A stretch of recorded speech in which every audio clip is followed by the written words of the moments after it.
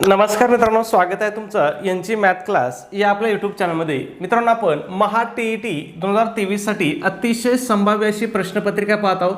आजची आपली संभाव्य प्रश्नपत्रिका क्रमांक 23 आहे. ही प्रश्नपत्रिका कोणत्या विषयाची आहे तर ती मराठी व्याकरणाची आहे.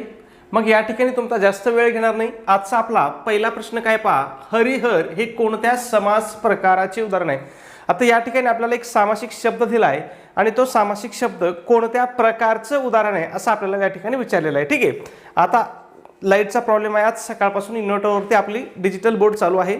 माझा चेहरा तुम्हाला थोडासा ब्लॅक दिसत असेल, पण काही हरकत नाही. चेहरा नाही दिसला तरी चालेल, आपल्याला डिजिटल बोर्डवरचं दिसणं महत्त्वाचं आहे. मग पहिला प्रश्न काय आहे, हरिहर हे कोणत्या समास प्रकारचे उदाहरण आहे. ऑप्शन दिलेत पहा, इतरेतर द्वंद्व समास, समाहार द्वंद्व, वैकल्पिक द्वंद्व आणि कर्मधारय समास. मग यापैकी हरिहर हा शब्द कोणत्या समासाचं उदाहरण आहे तर हरिहर हा शब्द इतरेतर द्वंद्व समासाचं उदाहरण आहे.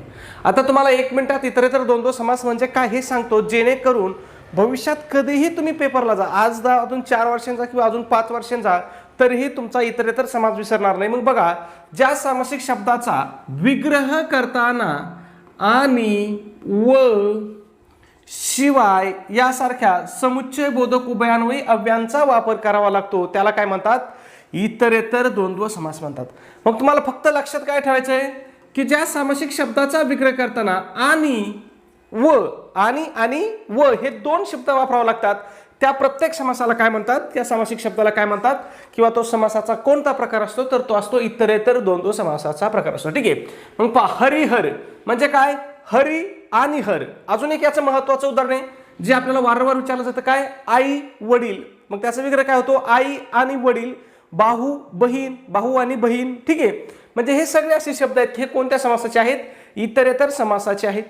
आणि इतरेतर समासामध्ये काय असतं तर हे दोन्ही पद अर्थाच्या दृष्टीने काय समान महत्त्वाचे असतात. कोणत्या समासामध्ये, द्वंद्व समासामध्ये दोन्ही पद काय असतात, अर्थाच्या दृष्टीने काय असतात, समान महत्त्वाचे असतात. ठीक आहे, पुढे बघा, वैकल्पिक द्वंद्वावरती सुद्धा आपल्याला भरपूर सारे प्रश्न विचारले जातात.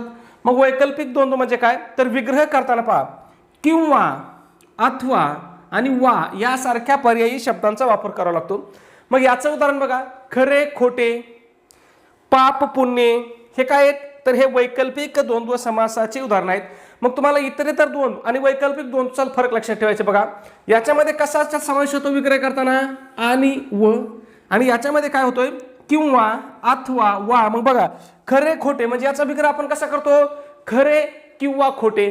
ठीक आहे, लक्षात ठेवायचं, थोडासा बेसिक फरक आहे पण परीक्षेच्या दृष्टीने खूप महत्त्वाचं आहे मित्रांनो. ठीक आहे, अजून बघा, पुढे जाऊया, समाहार द्वंद्व. याच्यावरती पण आपल्याला भरपूर प्रश्न विचारले जातात. मग बघा, शब्दाच्या अर्थाशिवाय त्यातील जातीच्या इतर पदार्थांचाही त्या ठिकाणी ज्यावेळेस समावेश होतो त्यावेळेस कोणता समास असतो तर त्यावेळेस असतो समाहार द्वंद्व समास. मग याचं उदाहरण बघा, मीठ भाकर, चहा पाणी, हे दोन्ही उदाहरणं आपल्यासाठी काय आहेत, खूप महत्त्वाचे आहेत, कारण या दोन्हीवरती आपल्याला परीक्षेमध्ये प्रश्न विचारलेला आहे. मग मीठ भाकर आणि चहा पाणी हे कोणत्या सामासिक शब्दाचे उदाहरण आहेत तर हे समाहार द्वंद्व समासाचे उदाहरण आहेत. ठीक आहे, परीक्षेच्या दृष्टीने खूप महत्त्वाचं आहे मित्रांनो, लक्षातच ठेवायचं आहे. ठीक आहे, पुढे जाऊया पुढच्या प्रश्नाकडे. 2 नंबरचा प्रश्न पहा, काय विचारलंय, शिवप्रिया. इथं आपल्याला एक शब्द दिलाय आणि विचारलंय की शिवप्रिया या सामासिक शब्द पुढीलपैकी कोणत्या समासाचं उदाहरण आहे. आता समासावरती आपल्याला बऱ्याच वेळेस परीक्षेमध्ये 2 कधी कधी 3 प्रश्न सुद्धा आपल्याला विचारलेले आहेत. म्हणून समास असेल, अलंकार असेल, हे असे काही महत्त्वाचे प्रकरण आहेत जे थोडेसे कठीण पण प्रकरण आहेत पण परीक्षेच्या दृष्टीने खूप महत्त्वाचे आहेत. ठीक आहे, मग बघा, शिवप्रिया हा सामासिक शब्द पुढीलपैकी कोणत्या प्रकारच्या समासाचं उदाहरण आहे असं विचारलंय. मग बघा, शिवप्रिया म्हणजे आपण याची विग्रह कसा करतो पहा, शिवाला आहे प्रिय अशी ती कोण तर ती पार्वती, असा काय होतोय या शब्दाचा विग्रह होतोय. मग बघा, ज्या समासातील दोन्ही पदे महत्वाचे नसून तिसऱ्याच काय होतोय पदाचा बोध होतो त्याला आपण काय समास म्हणतो, बहुव्रीही समास म्हणतो. मग याच्यामध्ये बघा, शिव पण महत्वाचं नाही आणि प्रिया पण महत्वाचं नाही.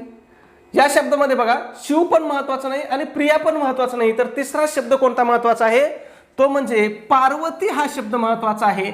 म्हणून या ठिकाणी कोणता समास आहे तर हा बहुव्रीही समास आहे. लक्षात येत आहे, खूप सोपं आहे.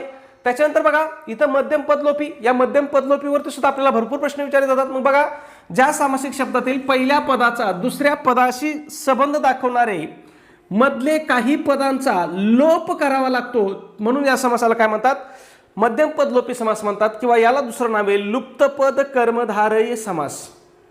मध्यम पद लोपी समासाचं दुसरं नाव काय आहे, लुप्तपद कर्मधारय समास. आणि याच्यामध्ये काय केलं जातं पहा, तर याच्यामध्ये मधले काही पद गाळली जातात. लोप करणे म्हणजे काय करणे, गाळणे. मधली काही पद काय केली जातात, गाळली जातात. मग त्यावेळेस कोणता समास होतो, तर मध्यम पदलोपी समास होतो. मग याचं एक प्रसिद्ध उदाहरण बघा, काय, साखर भात म्हणजेच काय, साखर घालून केलेला भात. बघा मग या ठिकाणी बघा, घालून केलेला हे शब्द काय केलेले आहेत, गाळलेले आहेत. साखर भात, ठीक आहे. म्हणून हे काय आहे, मध्यम पदलोपी समासाचं उदाहरण आहे.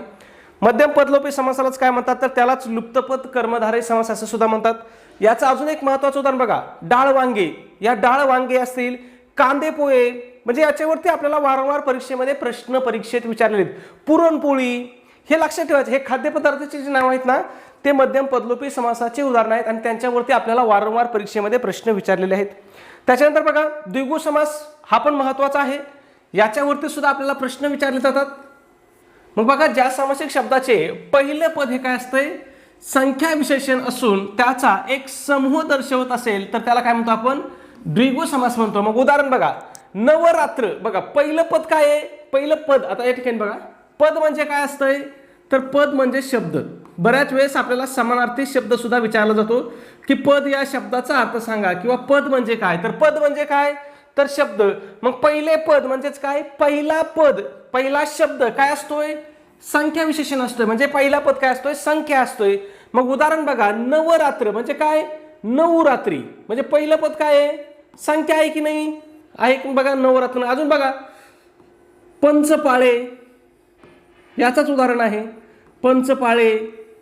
बघा पहिलं पद काय आहे, संख्या आहे, ठीक आहे.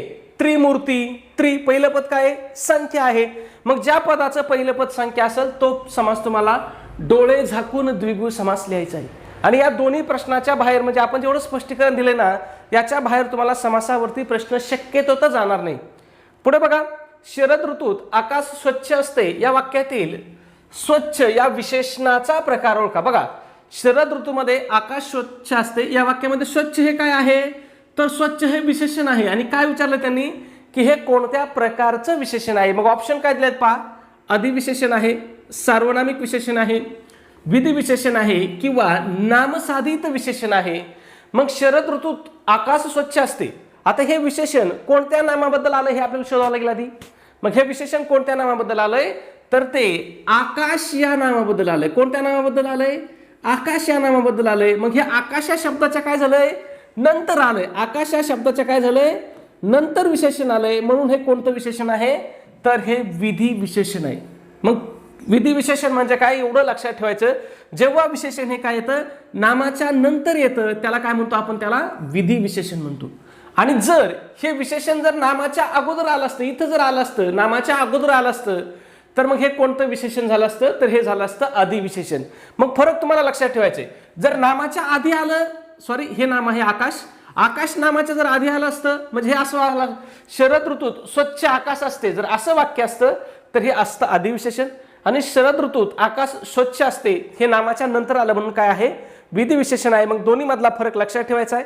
नामाच्या अगोदर आलं तर अधिविशेषण, नामाच्या नंतर आलं तर विधी विशेषण. पुढे बघा, चौथा प्रश्न, कोणत्या समासात दोन्ही पदांना महत्व नसून तिसऱ्याच गोष्टीचा बोध महत्वाचा मानला जातो.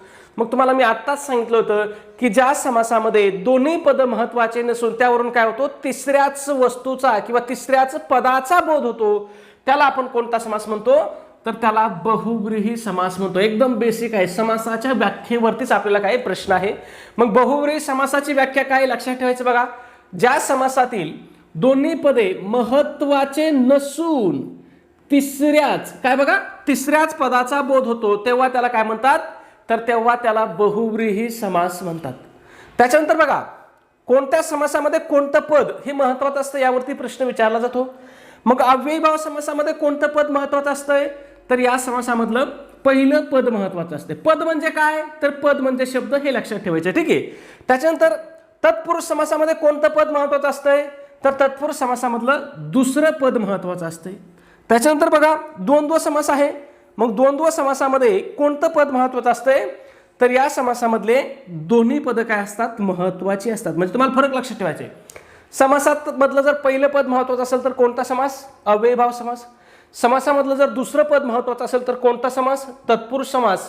आणि समासामधले दोन्ही पद जर महत्वाचे असले, दोन्ही शब्द जर सारख्या अर्थाचे असले, समान महत्वाचे असले, तर त्या ठिकाणी होतो द्वंद्व समास. आणि समासातील दोन्ही पद महत्वाची नसून जर त्यावरून तिसऱ्याच पदाचा बोध झाला तर त्या ठिकाणी होतो बहुव्रीही समास. हे समासाचे काय आहेत, 4 प्रकार आहेत.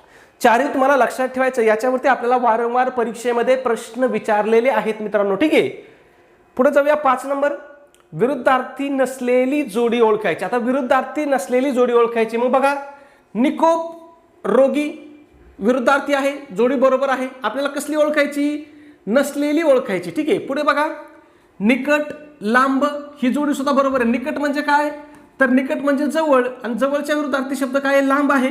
इथं निकोप म्हणजे काय, तर निकोप म्हणजेच निरोगी. मग निरोगीच्या विरुद्धार्थी शब्द काय, तर तो रोगी आहे. पुढे बघा, निकड तातडी. निकड आणि तातडी हे दोन्ही शब्द कसे आहेत, समानार्थी आहेत. म्हणजे हीच काय, विरुद्धार्थी शब्दाची जोडी नाही. निकामी उपयोगी ही समानार्थी शब्द विरुद्धार्थी शब्दाची जोडी आहे. मग निकड आणि तातडी ही विरुद्धार्थी शब्दाची जोडी नसून ही काय आहे, तर ही समानार्थी शब्दाची जोडी आहे. मग आपल्याला हेच ओळखायला सांगितलं होतं की कोणती जोडी विरुद्धार्थी शब्दाची नाही, तर पर्याय क्रमांक 3 नंबरची जोडी ही विरुद्धार्थी शब्दाची नाही. पुढे बघा, भावे प्रयोगात क्रियापदाचा डॅश डॅश याला प्राधान्य असते.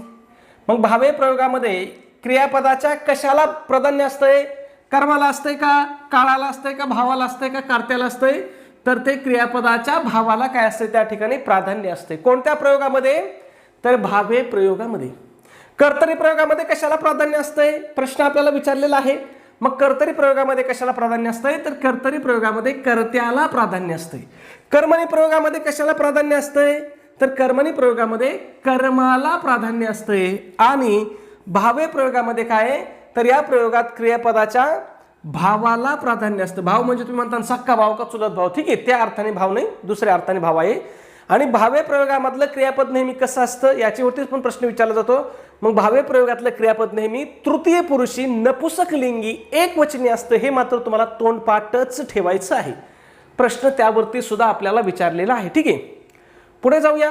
एक छोटीशी पण अतिशय महत्वाची अशी सूचना आहे मित्रांनो.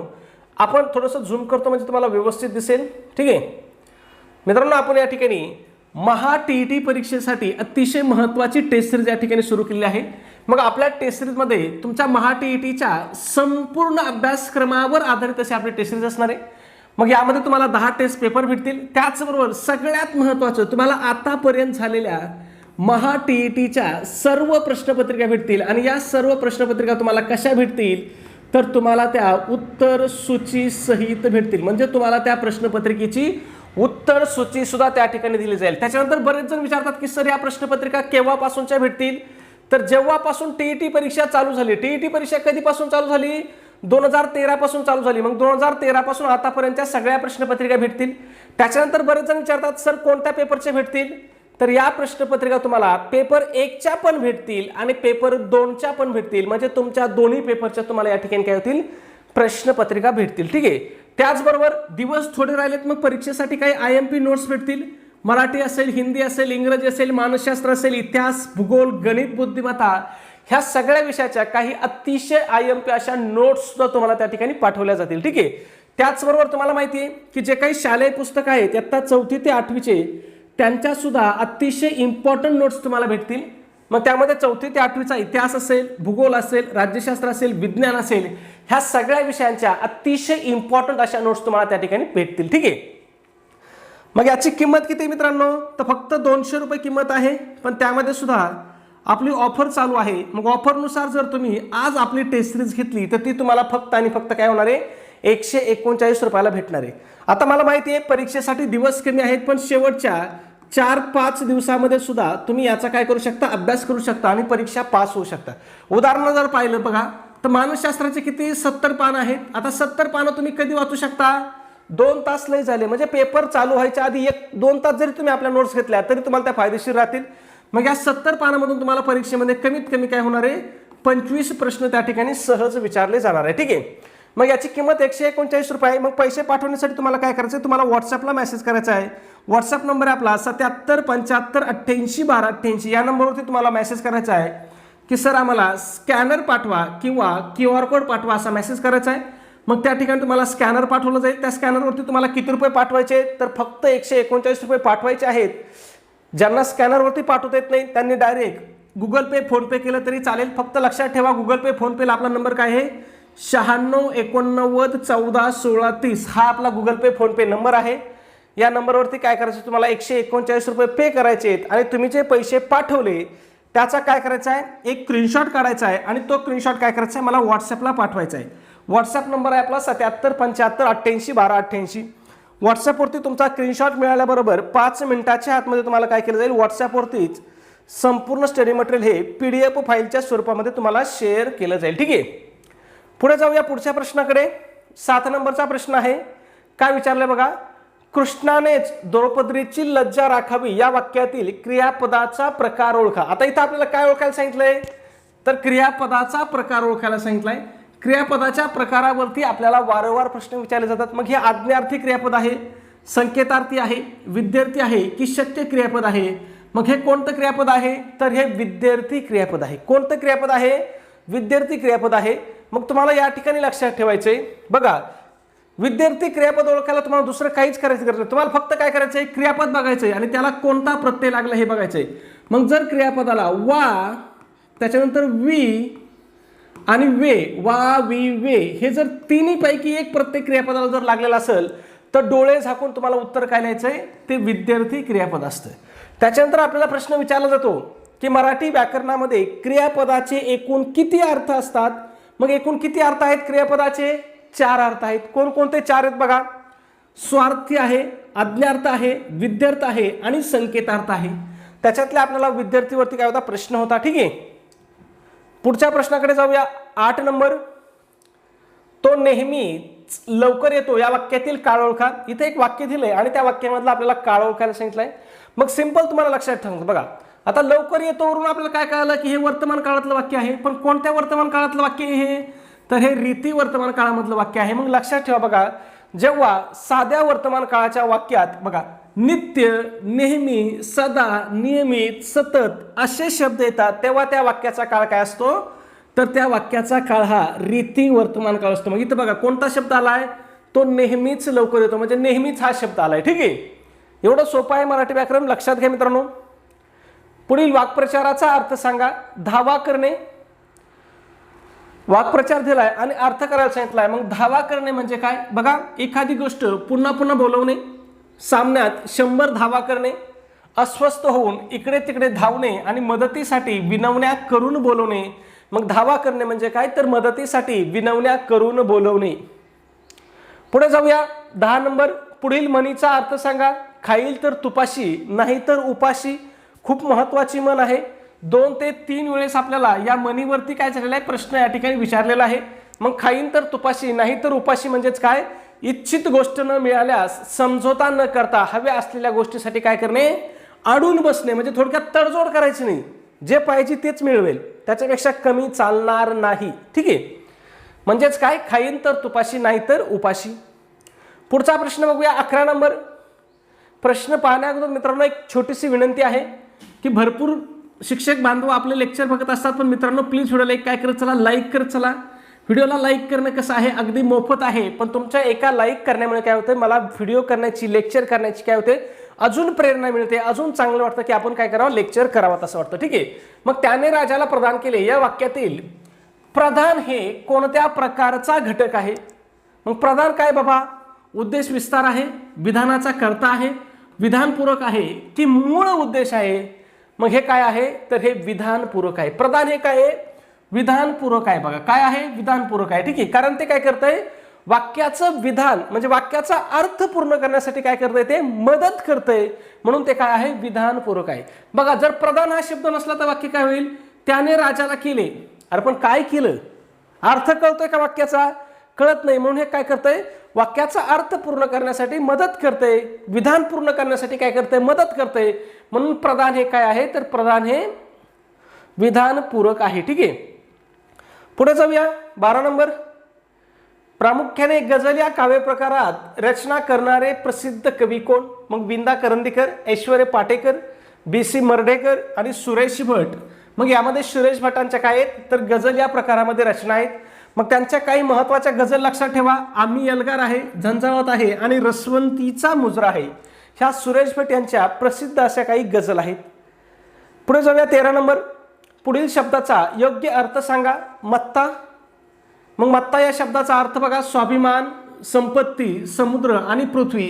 मग मत्ता या शब्दाचा योग्य अर्थ काय होतो तर तो संपत्ती होतो. काय होतोय? संपत्ती होते. त्याच्यानंतर बघा, समुद्र या शब्दाच्या समानार्थी शब्द आपल्याला वारंवार विचारले जातात. मग लक्षात ठेवायचं बघा, सागर आहे, अर्णव आहे, दर्या आहे, सिंधू आहे आणि वारिदी आहे. ठीक आहे, महत्वाचे शब्द आहेत, लक्षात ठेवायचे. हे सागर, अर्णव, दर्या, सिंधू याच्यामध्ये वारिदी हा शब्द तुमच्यासाठी नवीन असणारे, लक्षात ठेवा, प्रश्न विचारला जाऊ शकतो. त्याच्यानंतर पृथ्वीच्या समानार्थी शब्दावरती पण आपल्याला प्रश्न विचारले जातात.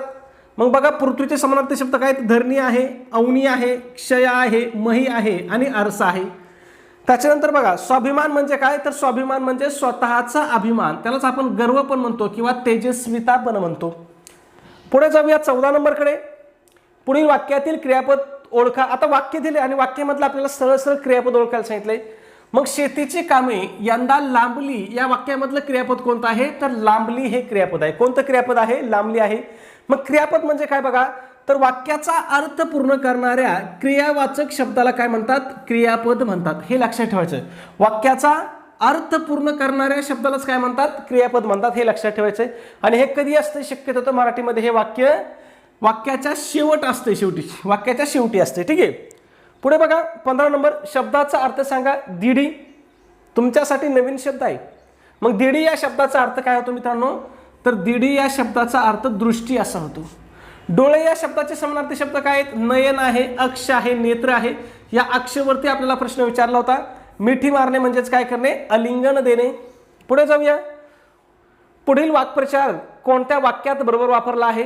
राम राम ठोकणे हा एक काय केला आपल्याला वाक्प्रचार दिलाय आणि तो कोणत्या वाक्यामध्ये बरोबर वापरलाय असं आपल्याला विचारलं. मग बघा, नोकरी शोधण्यासाठी त्याने गावाला राम राम ठोकला.